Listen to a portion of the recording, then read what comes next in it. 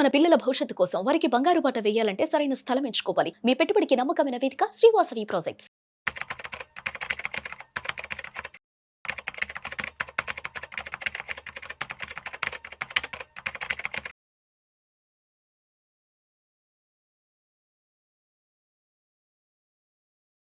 Suman TV ప్రేక్షకులు నమస్కారం. మనం మార్కెట్ అవుట్లుక్ చూద్దాం. గత వారం మార్కెట్ అవుట్లుక్ చూడండి. మన మార్కెట్స్కి శుభ పరిణామం, పాజిటివ్గా ట్రేడ్ అవుతున్నాయి. ఎప్పుడు కూడా మార్కెట్స్ ఎప్పుడు స్లో వైజ్గా వెళ్ళవు. ఒకరోజు నెగిటివ్, ఒకరోజు అప్ ఉంటాయి. కాకపోతే ఇప్పుడు మ్యాక్రో ఎకనామిక్స్ పాయింట్ ఆఫ్ వ్యూలో మన మార్కెట్స్ స్థిరత్వానికి వచ్చినాయి. సో మనకి ఈ స్థిరత్వానికి రావడానికి కారణాలు ఏమిటంటే, మెయిన్ మార్కెట్ పల్స్ ఏమిటంటే చూడండి. ఒకటి, ఆసియన్ డెవలప్మెంట్ బ్యాంక్ ఏడిబి మన యొక్క ఇండియా గ్రోత్ 7.2%తో గ్రో అవుతుందని ఏడిబి మనకి రిపోర్ట్ ఇచ్చింది. ఇంతకుముందు 6.5 ఇచ్చింది, ఇప్పుడు 7.2. శుభ పరిణామం.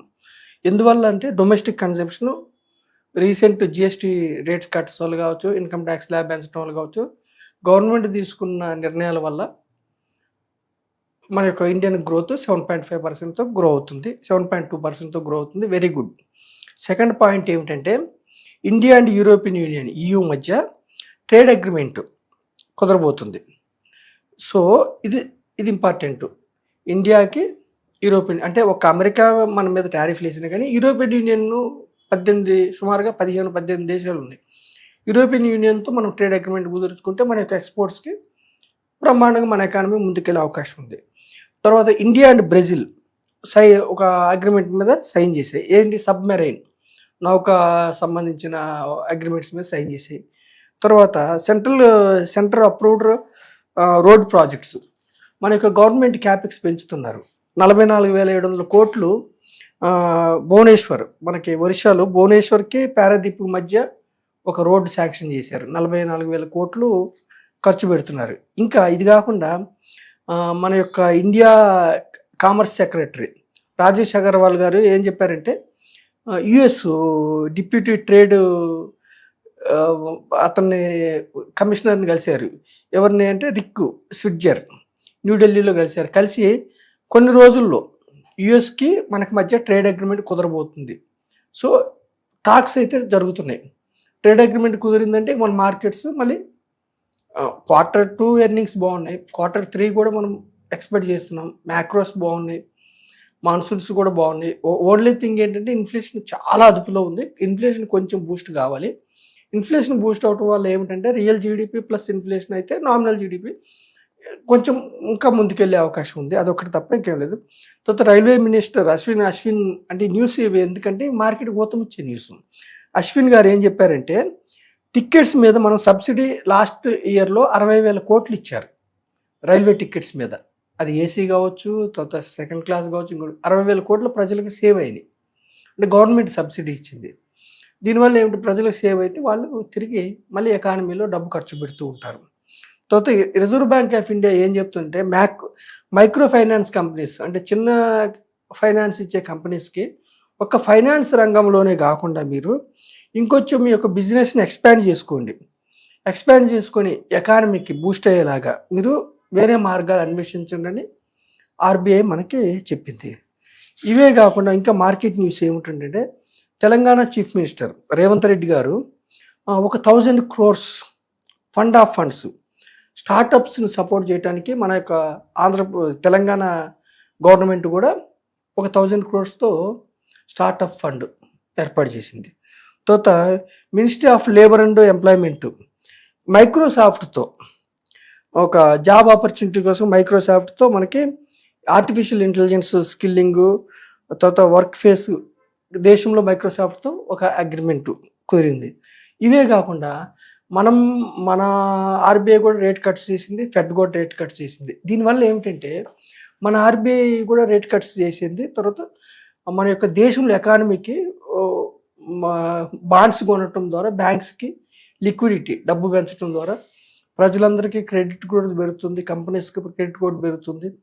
సో ఫైనల్గా ఏమిటంటే ఎకానమీ ముందుకెళ్తుంది. అలాగే ఫెడ్ కూడా రేట్ కట్స్ చేసి వాళ్ళ రేట్ కట్స్ చేయటం వల్ల వాడి యొక్క రేట్ కట్స్ ప్లస్ ఇన్ఫ్లేషన్ వల్ల బాండ్ yields తగ్గితే ఏంటంటే ఎఫ్ఐఏలు కూడా ఏంటంటే మళ్ళీ మన వైపు చూసే అవకాశం ఉంది. మన మార్కెట్స్ పెరిగే అవకాశం ఉంది. జనరల్‌గా ఏంటంటే ఇన్ని రోజులు మన యొక్క రూపీ విలువ పడిపోవటం వల్ల ఎఫ్ఐఐలు బయట బయట ఇన్వెస్ట్ చేస్తున్నారు. ఎందుకంటే రూపీ విలువ పడినప్పుడు ఏంటంటే వాళ్ళకి అంత వర్కౌట్ కాదు. అందుకని బయట దేశాల్లో ఇన్వెస్ట్ ఎప్పుడైతే మన రూపీ మళ్ళీ సెట్ అవుతుందో అప్పుడు ఎఫ్ఐఐలు మన వైపు వస్తారు. సో ఎఫ్ఐఐలు ఫెడ్ రేట్ కట్స్ వల్ల మన మార్కెట్స్కి అమెరికన్ మార్కెట్స్కి మంచిదే, మన మార్కెట్స్కి కూడా మంచిదే. జనరల్గా అమెరికన్ మార్కెట్స్ బాగుంటే గ్లోబల్ మార్కెట్స్ అన్నీ ఆ విధంగా ఉంటాయి. మనం కూడా ఫాలో అవుతూ ఉంటాం. సో మన మ్యాక్రో ఎకనామిక్స్ పరంగా కానీ మన పరంగా కానీ మన యొక్క మానిటరీ పాలసీ కమిటీ తీసుకుంటున్న నిర్ణయాల వల్ల కానీ మన యొక్క సెంట్రల్ గవర్నమెంట్ తీసుకుంటున్న నిర్ణయాల వల్ల కానీ మనకైతే మన మ్యాక్రో ఎకనామిక్స్ అయితే చక్కగా ఉన్నాయి. మార్కెట్స్లో అయితే ఇప్పటికైతే కుప్పగూలే అవకాశాలు అయితే ఏం లేవు. కానీ ఎప్పుడన్నా మార్కెట్స్లో బ్యాడ్ న్యూస్ వచ్చి అంటే జియోపొలిటికల్ ఇష్యూస్ వల్ల ఏమైనా బ్యాడ్ న్యూస్ వచ్చి మార్కెట్స్ కరెక్షన్ వచ్చినప్పుడు మీరు దాన్ని ఆపర్చునిటీ కింద తీసుకోవాలి. అందుకే సిప్ అనేది ఏమిటంటే యావరేజ్ అవటం కోసం సిప్ అనేది మంచి టూల్ అనమాట. అంటే స్టాక్ మార్కెట్ని ఎప్పుడు కూడా ఎవరు నోబడీ కెన్ ప్రిడిక్ట్ ఎప్పుడు మార్కెట్ పెరుగుతుంది ఎప్పుడు తగ్గుతుందని ఎవరు చెప్పలేరు. కాకపోతే ఏమిటంటే stock market prices are slaves of the company earnings. అంటే కంపెనీ ఎర్నింగ్స్ బాగుంటేనే ప్రైసెస్ పెరుగుతూ ఉంటాయి. సో అంతిమంగా షార్ట్ పీరియడ్లో డిఫరెంట్ ఇష్యూస్ ప్రభావితం చూపిన దీర్ఘకాలంలో ఏమిటంటే దేశ ఎకానమీ బాగుండి దేశం సుభిక్షంగా ఉంటే స్టాక్ మార్కెట్స్ వర్ధిల్లుతాయి. సో మనం సెన్సెక్స్ 100 పాయింట్ల దగ్గర స్టార్ట్ అయింది. ఈరోజు 86,000. సెన్సెక్స్లో ఎవరైతే ₹1,00,000 ఇన్వెస్ట్ చేశారో ఈరోజు 8,60,00,000. ఎన్ని ఒడిదుడుకులు ఉంటే కూడా. అందుకే నేను ప్రజలు ఏం చెప్తున్నంటే చిన్న చిన్న స్టాక్స్ ట్రేడింగ్ వైపు వెళ్లకుండా డబ్బులు నష్టపోకుండా గ్రూప్ ఆఫ్ కంపెనీస్ అంటే మీరు ఏమి పెద్ద రాకెట్ సైన్స్ ఏమి ఆలోచన లేకుండా ఖాళీ సెన్సెక్స్లో పెడితే కూడా నిఫ్టీలో పెడితే కూడా దీర్ఘకాలంలో మీరు ఎకానమీలో కొన్ని బంచ్ ఆఫ్ స్టాక్స్లో మీరు ఓనర్షిప్ పొందుతారు. దీర్ఘకాలంలో మీకు బ్యాంకు ఎఫ్డి కంటే ఎక్కువ రిటర్న్స్ మార్కెట్స్ జనరేట్ చేస్తున్నాయి. కానీ మార్కెట్స్లో ఉన్న సహజ స్వభావం ఏంటంటే ఇన్హరెంట్ స్వభావం ఏమిటంటే మార్కెట్స్ ఎప్పుడు ఖచ్చితంగా ప్రతి సంవత్సరం పెరగవు. కొన్ని సంవత్సరాలు నెగిటివ్ రిటర్న్స్ వస్తాయి. అవి భరించాలి మీరు. మార్కెట్స్లో రిస్క్ ఉంటుంది. రిస్క్ని భరించాలి. రిస్క్ని అర్థం చేసుకోవాలి. కానీ ట్రేడింగ్ వైపు మార్కెట్ అనుకుని ట్రేడింగ్ వైపు వెళ్తే డబ్బులు మొత్తం పోయే అవకాశం ఉంది. 100కి 92 మెంబర్స్ డబ్బులు లూజ్ అవుతున్నారు. సో నేను సుమన్ టీవీ ద్వారా ప్రజలకి ఏం చెప్తున్నానంటే గత వారం పరంగా మన యొక్క ఎకనామిక్ డేటా ప్రతి వాళ్ళు మన యొక్క ఎకానమీ చక్కగా ముందుకెళ్తుందని ఇస్తున్నారు డేటా ప్రతి ఒక్క సంస్థ కూడా. సో మన యొక్క కన్జంప్షన్ బాగుంది. రేట్ కట్స్ వల్ల కానీ ఇంకోటి వల్ల కావచ్చు. మన యొక్క RBI reserve bank of India చక్కని నిర్ణయాలు తీసుకొని మన ఎకానమీని బూస్ట్ చేస్తున్నారు. సో మార్కెట్స్కి ఇప్పుడు వచ్చిన ప్రమాదం ఏమీ లేదు. కాకపోతే స్టాగర్డ్ వేలో ఒక డీసెంట్గా చక్కగా గ్రీడ్ అండ్ ఫియర్ లాగా కాకుండా చక్కగా ఇన్వెస్ట్ చేసుకొని డబ్బులు సంపాదించుకోమని సుమన్ టీవీ ద్వారా ప్రజలను కోరుకుంటున్నాను.